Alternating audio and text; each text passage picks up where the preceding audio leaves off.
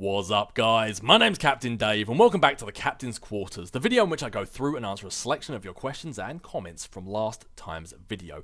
And in this video, I'm going to start things off in the same way I started the last Captain's Quarters, by telling you about a video that I think you guys should definitely check out. So, in the description to this, there is a link to a channel named Zeb Ikaroth, and I'm hoping I'm pronouncing your name correctly. He makes trailer mashups, like mixing movie trailers with video games. They are incredible. The video that brought me to his channel in the first place was Mass Effect 2 mixed with the Suicide Squad trailer. It is, hands down, one of the best Mass Effect trailers I have ever seen. The Suicide Squad trailer in itself was a great trailer. The film, an absolute train wreck, but the trailer was really good. And it's not until you see this mashup, until you realise the parallels between Mass Effect 2 and the Suicide Squad.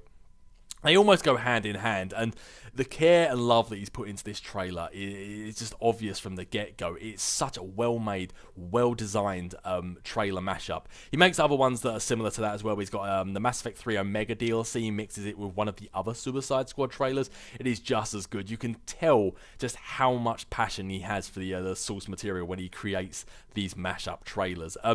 He does tend to upload quite infrequently, normally like every 2 to 3 months, but that's mainly because of how much time and effort must go into making each one of these trailers. You can tell there are no rush jobs when he makes these. He puts a lot of time into it. So definitely go to the link, go check out his channel. If you like what you see, subscribe. And if not, if you're not interested in finding any new channels, at least follow the link and watch this mashup trailer of Mass Effect 2 and the Suicide Squad. It is incredible. But with that being said, let's get into answering some of these questions. The first question I'm going to answer is actually something that I wanted to discuss with you guys at the start of this video. So, without further delay, let's get into the first question. Do you have a list of games you might do walkthroughs for in the future? Yeah, so future walkthroughs, what am I going to play going forwards? This is something I should have spoke about a long time ago. I should have made a video about this way back when I first came back to YouTube, when I first started making videos again. It's actually something I'm trying to catch myself, something I'm trying to stop myself from doing. I have this habit of trying to keep things like close to my chest and then making some big reveal, which is great when you're like a Marvel Studios or a Warner Brothers or something like that. But when you're trying to build a YouTube channel, it's not really conducive with growing a channel. You need to be transparent. You need to have a conversation with your audience. So it's something I'm trying to do more. It's something I'm trying to be a bit more open and honest about with the stuff that's coming, so you guys know what to expect going forward. So first off, let's just talk about the stuff I need to finish. We're cleaning up house. We're finishing off all the walkthroughs that were present on my channel before I got ill and before I had to leave. So Spider-Man, that's coming up every other day. As you guys know, that walkthrough is completely finished. It's done and dusted. All 3 pieces of DLC, all completely recorded, and it's just going up every other day. Batman Arkham, I have now, as of this moment, completed all 6 Arkham episodes, and I'll be uploading them at some point in the future. I don't have a schedule for them yet, but I'll just get them uploaded as soon as they're edited and ready to go. Skyrim is definitely coming. The Tales of Gaston is coming back. Now Batman Arkham is completely finished, completely done. I can set my focuses on Skyrim and getting that recorded. No schedule as to when that's coming back. I have no idea. I want to get quite a backlog of videos done first, because Skyrim is a long game and I don't want to constantly catch up and then having to give breaks and then catch up and then giving breaks. I don't want any of those shenanigans taking place. So I am thinking about maybe uploading less Skyrim videos a week though, but making them longer videos, like hour-long Skyrim episodes. I feel like that works with a game like Skyrim a hell of a lot more than, say, like a Spider-Man or something like that. So, but that's in the future. That is coming, but there's no schedule for that as of yet. With that being said, possible games that could be coming in the future. Spoken quite a lot about the Lego games. Obviously, I played Lego Marvel Superheroes. There's a Lego Marvel Superheroes 2. I just recently saw a trailer. I think Marvel have announced or are going to be releasing like a Lego Marvel pack. So it's got Lego Marvel Superheroes 1 and 2 in it. There's an Avengers game. I think there was another Marvel Lego game. I'm not sure which one it was though. So that might be worth something to pick up. That might be something I could play in the future. People have asked about Telltale Batman Season 2. That could definitely be something that's coming in the future. That's something that I am interested in playing possibly in the future. Again, no schedules yet, no guarantees. It's just something that has got my attention. Speaking of getting people's attention, yes, that is the original Xbox behind me. Someone commented on the last Captain's Quarters pointing that out. Didn't realise it was in the frame until somebody pointed it out. But yes, you are correct. I was actually thinking about maybe one day starting X-Men Legends 1 and 2. Played a little bit of X-Men Legends 2 when I was a child, like when I was much, much younger. do not remember anything about it, so I thought that'd be a good game maybe to jump into and actually play blind. Like, not normally when I play my walkthroughs, you guys know that I play it through first, find out what's going on, find out where I'm going, so I can then bring you a nice cohesive walkthrough and tell you the things you need to know. X-Men Legends 1 and 2, I was thinking about playing blind. I was thinking about making it less of a walkthrough and more of a let's play, and you guys can actually get my honest, real reactions as I'm playing it. With that being said, there is one game that will definitely be coming to this channel in the near future, and that's a game called Days Gone. Now, this game is completely different from anything I have played on this channel in the past, but I've seen some gameplay and I've seen a few of the trailers, and I'm intrigued. I feel like this game could actually be a lot of fun, and much like what I was saying back with playing X-Men Legends, I'll be playing this game blind. Now, I know a lot of you guys have been asking me in the past, could I play games blind? Could I play it having no prior knowledge of what's to come in the future? I've only ever tried that once before with my X-Men Destiny Shadow Matter walkthrough. It's a very old walkthrough, and in my eyes, it went very badly. I know that was the walkthrough that brought a lot of you to my channel, but in my eyes, I think it was an appalling walkthrough, and I think it went very, very, very badly. However, I was very brand new to YouTube back then. I didn't know what I was doing. I was still trying to find out who I was and what my personality was like within this gameplay environment. I feel like I've come a long way from them. So this game comes out on the 26th of April, next Friday from whenever this video is going up. And I'm going to be playing it blind, so I have no idea how this is going to go. This could go very well, this could go very badly, but I'm going to be playing it day one as it comes out, and then getting the content uploaded to you guys as soon as. So I hope a lot of you guys are interested in this game. I hope a lot of you guys tune in and try and find out how I do, because I have no idea.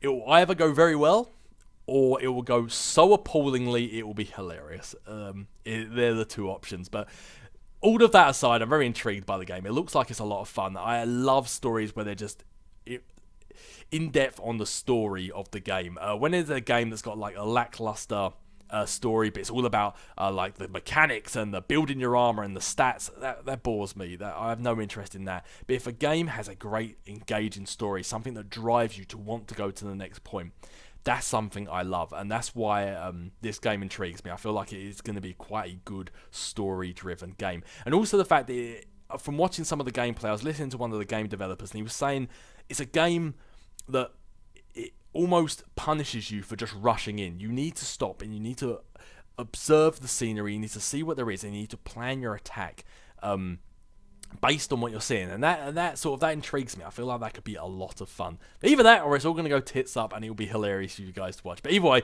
I'm really excited about playing this. I can't wait for it to come out, and I can't wait for you guys to see whatever it is that happens when we jump into this game. But with that being said, there's a few other games that obviously are coming out soon that I will be playing, but I'm going to talk about them in a little bit because they're actually to do with questions that you guys asked me. So, with that being said, let's jump into this with the first question. Do you plan on live streaming? Yes, as of recording this, I have actually already done one live stream. I was just trying to test out how to live stream because I'm completely new to live streaming, and it kind of turned into an impromptu Q&A session, which I actually had a lot of fun doing. I only planned on jumping on for about 30 minutes to an hour, and I think it was about an hour and a half I ended up actually being there in the end, but it was a lot of fun. Definitely want to do more live streaming, definitely. There's no schedule for as and when live streams will happen. I might try to aim to at least do one every weekend, possibly. Don't hold me to that. I've got no idea when I can and can't actually do one. But next time I do a live stream, definitely will be some gameplay. Might just play some of the Arkham Knight challenge maps just to test it, to make sure it's working, because I know how to live stream gameplay. I just want to make sure I've got all the like the bandwidth settings right, and because getting to live stream is one thing, but making sure it's actually a clear picture that gets live streamed is a different story. And I don't want to jump into an actual game, start a full game, for then what was live streamed to be like dirt quality. So I might try, depending on when this video goes up, over the weekend, try just a short live stream, just to make sure the gameplay gets live streamed and then looks like a nice crisp picture at the end. But yes, live stream, definitely going to be doing a lot of live stream going forwards. As I said, try to do one maybe every weekend. Don't hold me to that. It might be a bit hit and miss, but then as the future goes on, I would like to live stream a lot more.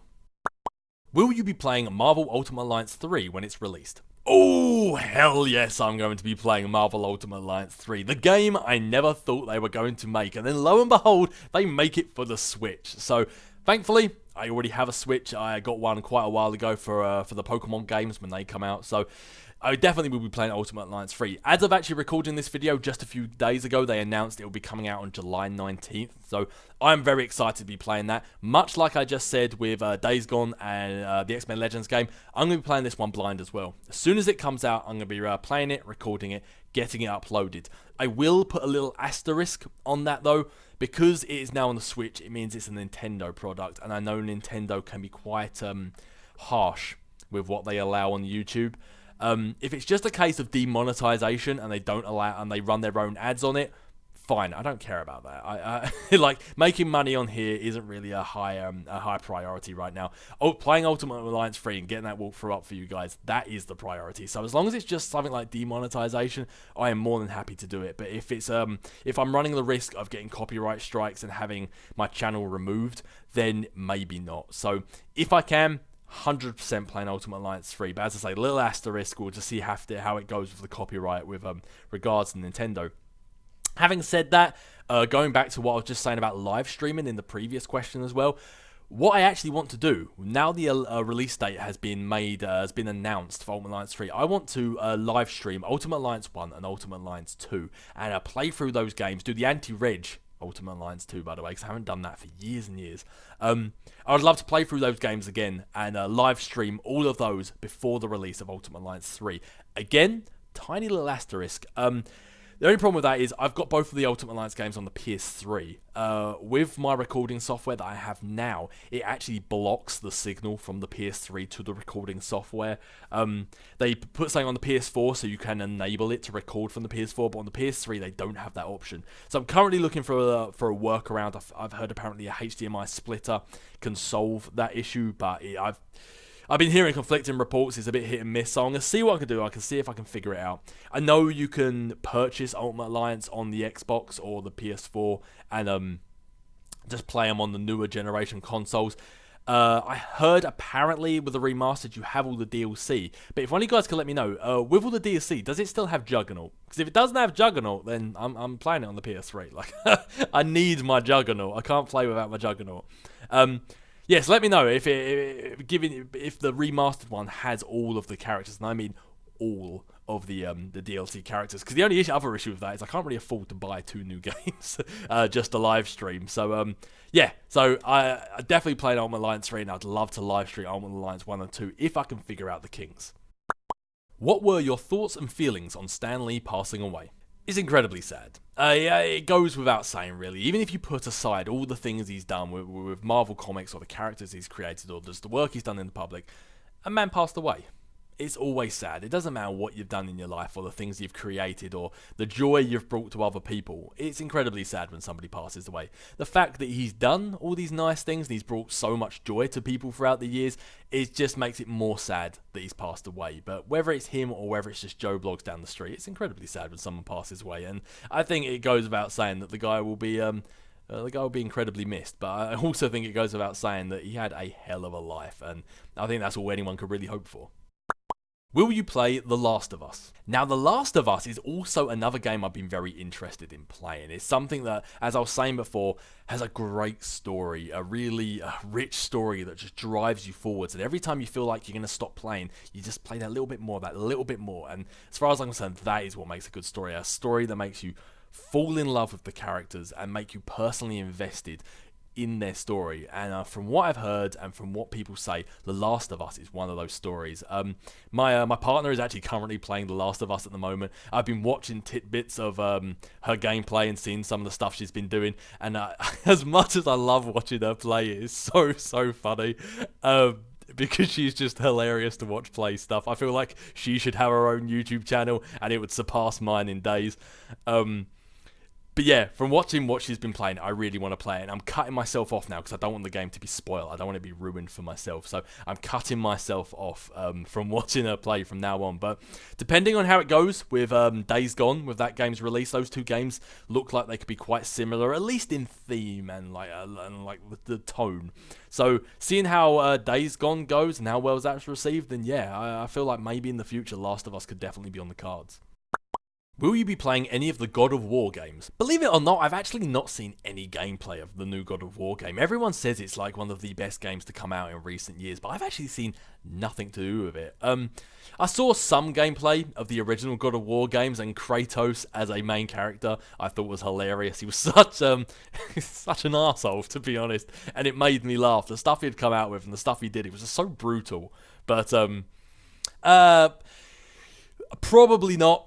I might see some gameplay of the new God of War game and then might change my mind and think, do you know what, yeah, I want to play that. But as of right now, they seem like fun games. They just don't really seem like games I necessarily want to play. At least not for now. Who can ever say what I'm going to play in the future? But as of right now, I've got no plans for God of War on this channel. What was your biggest inspiration to start posting videos, and did you think you'd come as far as you have done today? Ooh, good question. Good question. Okay, so I started watching YouTube videos around about the time of Call of Duty World at War. Believe it or not, that was actually the first online multiplayer game I'd ever played. I'd played co-op, split screen, and I'd played with friends, and I'd played single-player video games my whole life. But I'd never played an online multiplayer game, and World at War was my first introduction to that at the ripe old age of 20-something. And then I wanted to go online and I wanted to find out other tips, other tricks to get better, because I wasn't very good. It was the first time I'd ever played an online multiplayer game. I remember at one point killing 2 or 3 enemies and then being furious that I got shot in the back. I was like, I've cleared the area. My brother was saying to me, like, no, it's an online multiplayer game. Like, people can be everywhere. So I started looking online to try and find tips, tricks, and just ways of getting better. And much like with you guys when you probably found my channel, you came for the content. You came for Mass Effect, you came for Batman, you came for Spider-Man, and you stuck around because you liked me. And that's not egotistical me saying that, it's true. You wouldn't be watching me if you didn't like me. And the same thing happened for me. I went looking for the information, I stuck around for the person.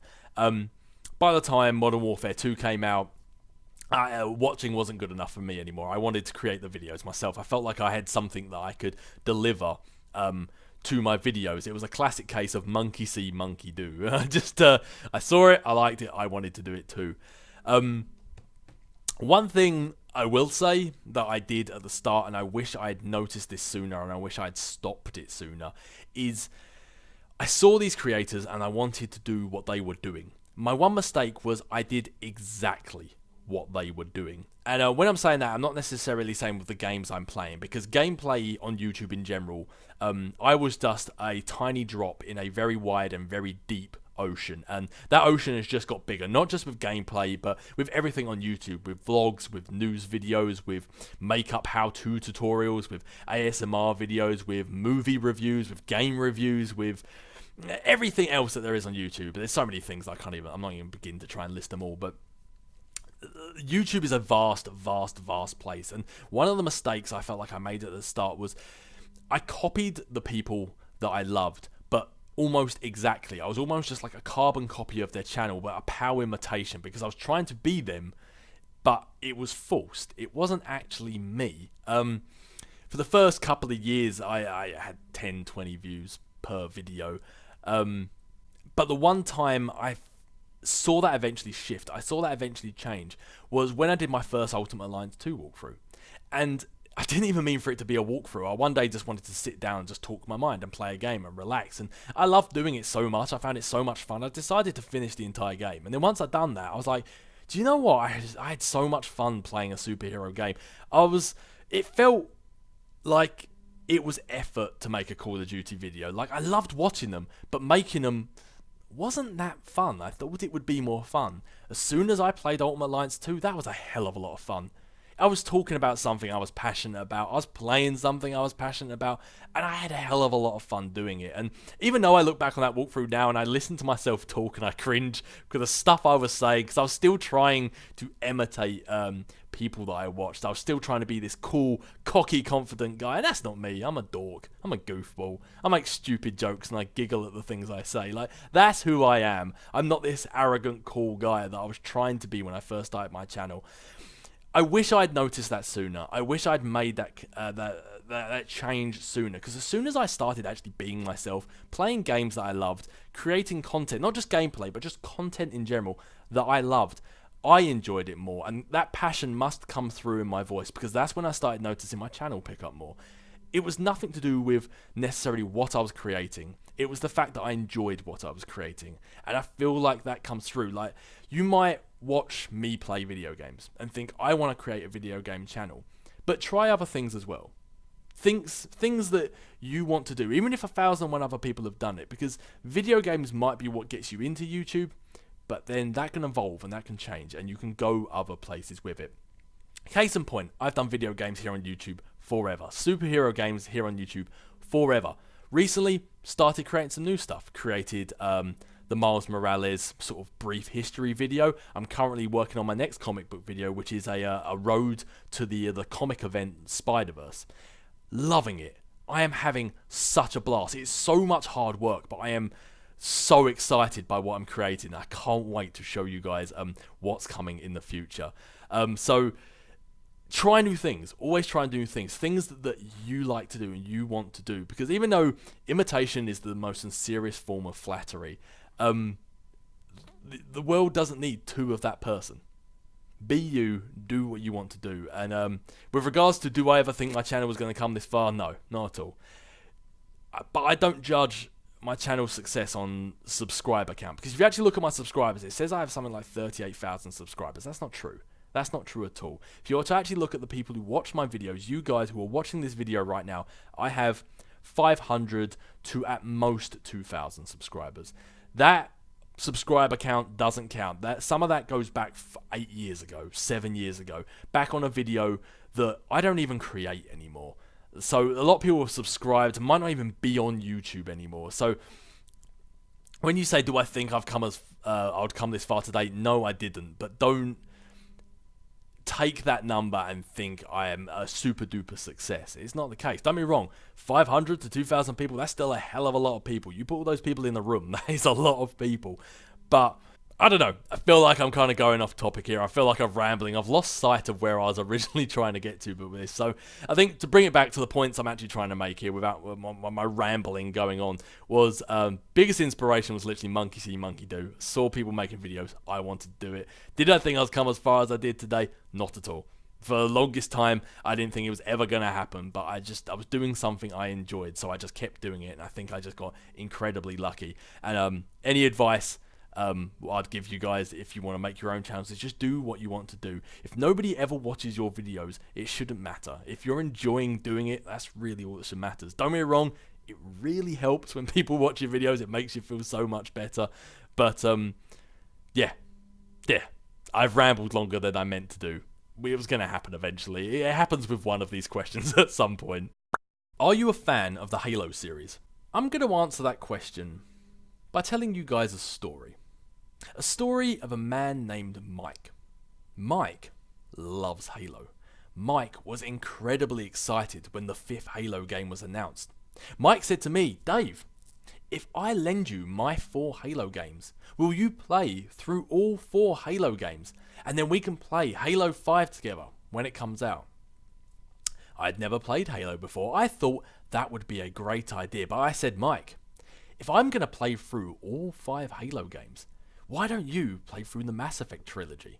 Halo's your favourite series, Mass Effect is mine. Yes, Mass Effect is a bit of a longer game if you play it correctly, but there's only 3 of them, and 3 to the 5 Halo games.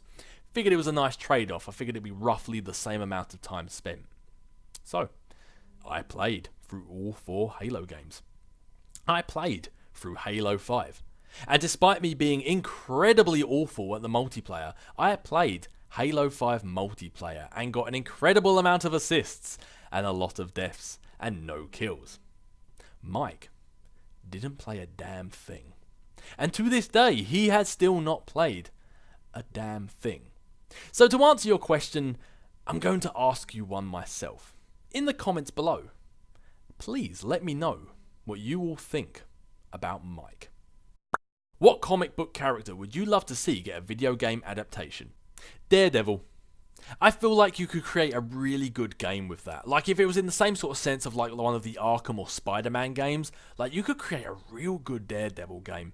Like say like Batman's detective mode could be like his heightened senses. So instead of seeing a character through the wall, you just see the noise his footsteps are making. Or you could track the cigar smoke or his cologne, or so you don't necessarily see the outline of the person like you do in the Arkham games, but you get the impression that he's there. And then that way, other enemies in the game could then mask themselves, so they're completely silent, and that way you can't see them using your heightened senses. Or I feel like that'd be really good. You'd have similar sort of combat like Spider-Man, maybe not necessarily as high flying, but maybe like a amalgamation of Batman's and Spider-Man's combat. Like you have both on the ground fighting, but also he's got a lot of flips and he's quite agile as well. So I feel like that would create a real good game, and it'd have to be really down and dark and gritty, like not the world's gonna blow up, or I'm saving all of New York, just like located to Hell's Kitchen, and that's it. And you're just stopping like a drug cartel, or something like that. It's not big world-ending stakes, but it's incredibly important to Daredevil's world and to the people who live there. Like, I feel like you could create a real good Daredevil game. What do you think about the current state of Bioware, and are you worried for its future and future games? Yeah, man, it's a real shame to see. Bioware's one of those companies that's always had such a passionate, such a loyal fan following, and it's because of the great games they've created. Going back to what I was saying earlier, they've created great story-rich games where you really care about the characters, and as a result, that creates passionate fans that care about your company, and as a result, you give a lot of goodwill. You let the company make mistakes, and you're willing to forgive things because of the stuff they created in the past and how much love they clearly put into their games. But that only extends so far. That love and trust can only extend so far, and I feel like the people who create these games, the game developers, the people on the ground floor who are coding, programming, animating, scripting, designing, texturing, modeling these characters, these people love the game. These people are so passionate about games design, but I feel like from what I've been hearing, they are stuck between a rock and a hard place. They are stuck in this impossible, hostile environment for creating games. And bear in mind, I feel like before I say anything else, my knowledge on this situation is based on videos I've watched on YouTube and articles I've seen online. Those videos and those articles are created by people who have opinions and people who might be biased one way or the other, or may have got facts from sources that aren't necessarily trustworthy. So everything I'm saying is from the sources information that I have gained. It may not necessarily be accurate. I don't have the full picture, and I know that discussing this. So bear that in mind with everything that I say. But from what I've heard, it was funny, just before creating this video, I was watching a video about someone discussing the state of Bioware. It's just a shame to see. It feels like a lot of the problems that Bioware's having, and this is almost seems like a similar thing across the board. It's not just Bioware, it's other game companies tend to have this problem. It's not them that's the problem, it's the people that control them that are the problems. The people that are giving them impossible deadlines to meet. And when the game that is produced, because they've rushed to meet a deadline, the game as a result is in an unfinished state, or it's not been polished. There's loads of bugs, there's loads of problems, and there's loads of bits of gameplay that clearly just been chucked in there to make the game longer, and it's not actually there to make the game more rich. It's not there to develop the story, it's just there to pad out the length of the game. That then makes for a bad game. It makes for a game that people don't like, and people don't buy, and people badmouth on the internet. As a result, Bioware doesn't make money, and their parent, or their higher up, their producer, their what have you, EA, also doesn't make money. As a result, they then make the next game Bioware is going to create rushed. Bring it out earlier, we need the money, we need to make enough money to justify this company, to justify our quarter earnings, whatever, I don't know business. And it feels like it's a snowballing effect. And the only people who suffer are us, the people who buy the games, and the staff at Bioware. It seems very unfair that these people who seemingly don't play games and don't know the games industry as well as maybe they should, are rushing companies like Bioware to make these games and get them out quicker, get them out faster, produce more games, so the games are lacking in quality and therefore lacking in sales, and their reputation's been tarnished as a result. So yeah, it seems like it's just a crappy situation. I don't blame the people at Bioware, at least the people on the ground floor making these games. It feels like it's a problem that's trickling down from the top. I feel like companies like EA are putting pressure on Bioware to rush out games. I mean, we saw a similar thing with Mass Effect 3. Their ending was a great topic of discussion.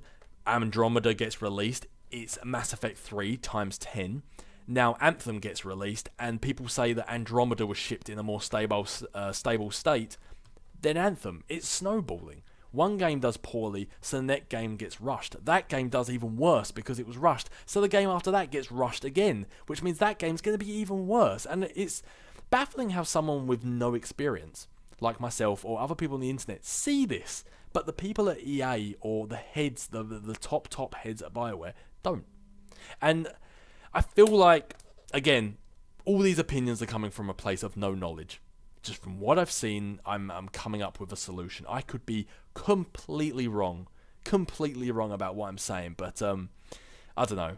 It seems like the main problem stems from EA, and as a result, the people who run Bioware, the people at the higher up, stuck making decisions that maybe they're not comfortable with, but they have to stand by, and they have to say, this is what we're doing, even though they don't want to do it. And it seems like the people who make the games at Bioware, and us, the fans, are ultimately the ones who suffer because of it. But yeah, I feel for the people at Bioware. I feel for the people actually creating the game.